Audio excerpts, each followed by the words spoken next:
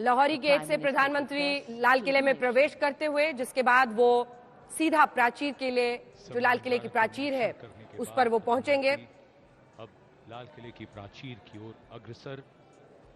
लाल किला को इसीलिए किला मुबारक कहा जाता है क्योंकि हिंदुस्तान की आजादी की पूरी कहानी से उसके संघर्ष, विकास की राह, हर चीज की गवाही। और आज तो 15 अगस्त को यही लाल किला 125 करोड़ से ज्यादा हिंदुस्तानियों के विश्वास, उनके गर्व का प्रतीक बनता है। अब तो यहाँ आज तिरंगा जब यहाँ से लहराता है तो हर भारतवासी गर्व महसूस करता है। किला बनवाया था तब ये प्राचीर यहाँ नहीं थी, इसे बाद में औरंगजेब ने बनवाया। आसमान छूता तिरंगा 125 करोड़ हिंदुस्तानियों की ताकत 1947 में अपनी सिलवटों में समेटे गर्व की अनुभूति हर भारतवासी को देता है। दर्शक दीर्घा केंद्रीय मंत्री आज के इस ऐतिहासिक अवसर पर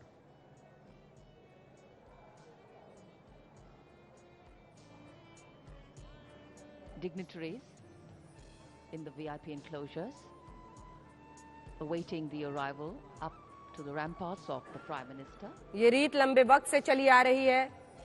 देश के प्रधानमंत्री हर स्वतंत्रता दिवस पर यहीं से देश को संबोधित करते हैं और ये तस्वीरें आप देख रहे हैं। प्रधानमंत्री नरेंद्र मोदी अब लाल किले के प्राचीर में पहुंच गए हैं, जहां पर एक बार फिर उनका स्वागत किया जा रहा है। दरअसल वो लाल किले के अंदर वाले हिस्से में अभी पहुंचे हैं और यहीं से झंडारोहण होगा, जिसके बाद देश को संबोधित करेंगे प्रधानमंत्री नरेंद्र मोदी। माननीय प्रधानमंत्री 12 प्रधानमंत्रियों ने देश को इसी लाल किले से संबोधित किया है।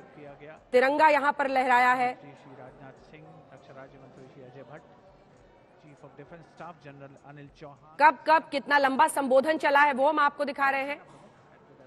सबसे छोटा 57 मिनट का 2017 में, तो 2019 में 92 मिनट का सबसे लंबा संबोधन 1.5 घंटे का।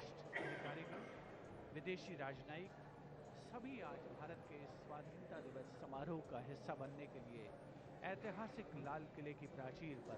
दरअसल लाल किले से ये भी तय होता है कि देश का जो सियासी मुकद्दर है, प्रधानमंत्री अपने संबोधन के जरिए, अपनी योजनाओं के जरिए, देश की सोच के जरिए, देश की दिशा के जरिए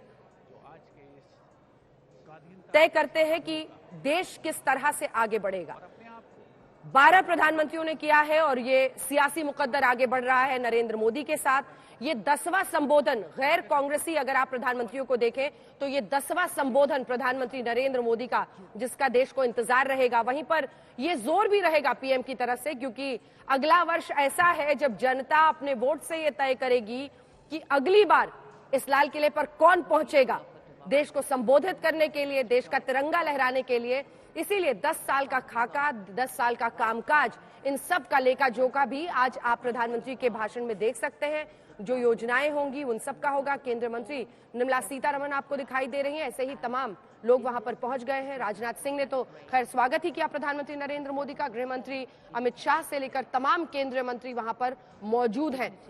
इससे पहले जो गहमा गहमी आपने देश की संसद में देखी थी, आपने देखा था कि प्रधानमंत्री नरेंद्र मोदी विपक्षी गठबंधन इंडिया को लेकर बहुत आक्रामक मोड में थे। क्या एक बार फिर से विपक्षी गठबंधन का भी जिक्र यहाँ पर होता है? और लाल किला अगर आज देखे हिंदुस्तान को तो उसके सामने का नजारा कुछ ऐसा होता है। चांदनी चौक, जहाँ पर मंदिर, मस्जिद, गुरुद्वारा सब कुछ आपको दिखाई देता है। हिंदुस्तान का वो प्रतीक जो सभी धर्म एक साथ मिलकर आगे बढ़ते हैं, उन सब का प्रतीक आज लाल किला बनता है। ये ऐसी तस्वीर है जिसमें आप लाल किले से जो पूरा सामने का नजारा है वो देख रहे हैं। और लाल किले के बिल्कुल बाईं ओर भोजला पहाड़ी पर जामा मस्जिद, आर्य समाज मंदिर, गुरुद्वारा शीशगंज, लाल किले से शुरू होकर चांदनी चौक जहां समाप्त होता है वहां फतेहपुरी मस्जिद। ये नजारा खैर लाल किले के लिए हमेशा वहां पर रहता है, लेकिन 400 सालों में इस लाल किले ने क्या कुछ नहीं देखा है अपनी आंखों के आगे। आजादी के संग्राम से लेकर आजाद भारत, और फिर इस रीति की शुरुआत यहीं से हुई जब यहाँ पर झंडारोहण देश के प्रधानमंत्री करते हैं, और 12 प्रधानमंत्रियों ने इससे पहले किया है, और ये सिलसिला नरेंद्र मोदी तक पहुंचा है। सभी हमारे यहाँ पर जो मेहमान हैं वो इंतजार कर रहे हैं, तो शहजाद जी अपनी बात पूरी कीजिए, फिर अजय उपाध्याय जी से भी एक कमेंट ले लेंगे, क्योंकि आज खोट नहीं, देश के साथ खड़ा होने का दिन है, खोट देखने का दिन नहीं है। लेकिन प्रधानमंत्री जो कुछ बोलते हैं ये भी एक सच्चाई है कि विपक्ष लोकतंत्र को ताकत देता है, विपक्ष का नजरिया लोकतंत्र की ताकत बनता है। लेकिन शहजाद जी, आप कामकाज गिना रहे थे अपने सरकार का, कुछ ही देर में पीएम वहां पर पहुंचने वाले हैं, तो दो लाइन अगर आप लोग बता दें। देखिए, ये किला मुबारक तो हमेशा से रहा है, परंतु ये संकल्प का केंद्र जिस प्रकार से पिछले 9 संबोधनों में हमने देखा है बनते हुए, उसके लिए मैं आपको 2-3 बातें बताना चाहता हूँ। पहले संबोधन से पहले इस देश में 2 विधान थे। आज 370 की दीवार हटने के बाद आज इस देश में एक ही विधान है, एक ही व्यवस्था है, और लाल किले पर जिस प्रकार से हमारा तिरंगा शान से लहराता है, उतने ही शान से लाल चौक में भी लहराता है। अब वहाँ पर आईसिस का झंडा नहीं लहराता, ना किसी और तरीके का झंडा लहराता है, वहाँ पर तिरंगा ही लहराता है। ये भी बात हमें समझना होगा। जिस प्रकार से गुलामी के अनेकों चिन्हों को समाप्त करके आज राजपथ कर्तव्य पथ बन चुका है। पहले संबोधन से पहले रेस कोर्स रोड हुआ करता था, आज लोक कल्याण मार्ग न केवल नाम में बल्कि काम में भी दिखाई देता है, और यही अंतर है किला मुबारक से लेकर संकल्प का केंद्र बनने में।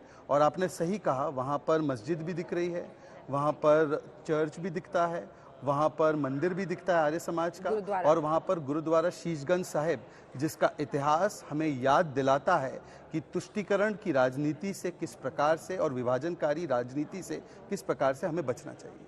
अजय जी, जल्दी से एक कमेंट आपकी तरफ से। स्वतंत्रता दिवस की आपको भी ढेरों शुभकामनाएं। ये दिन हिंदुस्तान के लिए गर्व का, पीएम के संबोधन का इंतजार रहेगा। अजय, स्वतंत्रता दिवस की आप सभी को, आपके स्टूडियो में बैठे सभी साथियों को और सभी देशवासियों को मेरी तरफ से, कांग्रेस पार्टी की तरफ से और सभी हमारे एक एक देश के होनहार लोगों के माध्यम से हार्दिक शुभकामना।